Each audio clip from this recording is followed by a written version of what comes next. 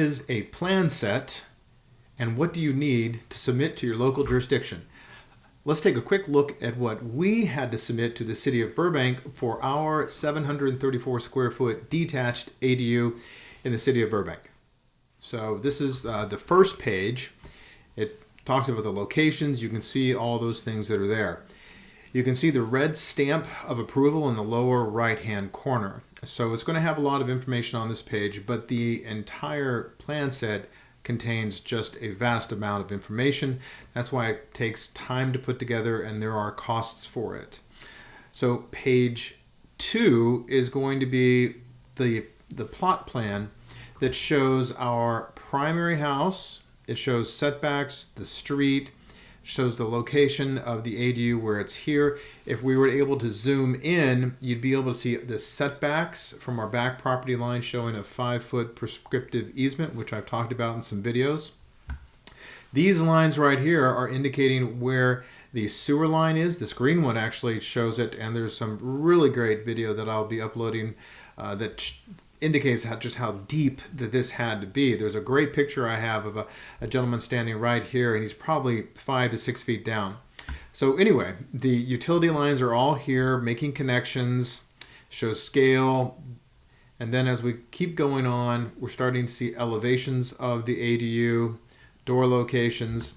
This is something that a lot of people were going to reference, and your contractor may say, or your window supplier is going to say, what's your window schedule? So down here in the lower left is going to be all the information that a supplier for windows is going to need. One. This is going to be another page. This is A1. You're going to say your door schedule. So you have that. Also have some sort of bubbles and things they're talking about, like whole house fans and other sort of devices. This is going to be EL1. So this is going to show all some of your electrical switches and how the switches connect to your light fixtures. Here in the upper left, you're going to have a lot of sort of icons that indicate what those particular devices are. Also the load calculations. For any ADU built to the California Building Code, there's going to be a Title 24 requirement, which basically says how much energy are all your devices using. Then we continue to move on. We have some more illustrations of overhangs. This is how the constructions of things are going to be built to. We have more graphic and sort of information on load-bearing walls. Then we continue on with tie downs. This is basically how everything is going to attach to the concrete footing, because ours was slab on grade and they had these metal tie downs that were there. Then we have information on the roof trusses, on how they're going to be set up and built. Then here's our solar panel. This, if we were to zoom into it, you could see that it had a 2.07 kWd for the information, or the watt size for that solar panel based on the square footage and the location. Then we go into just additional pages.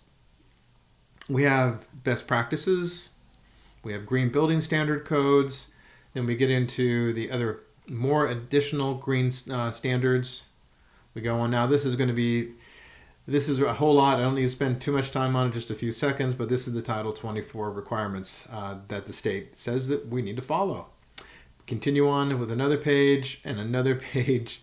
As you can see, there's quite a bit to the Title 24 calculations. And this is getting towards the end of the plan set. We have some information on a skylight.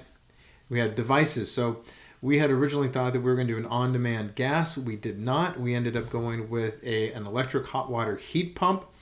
And that was a little bit of a change. So anyway, these are the things that are required for a plan set for you to submit your ADU to your local jurisdiction. And if you have any questions, just let me know. Happy to help.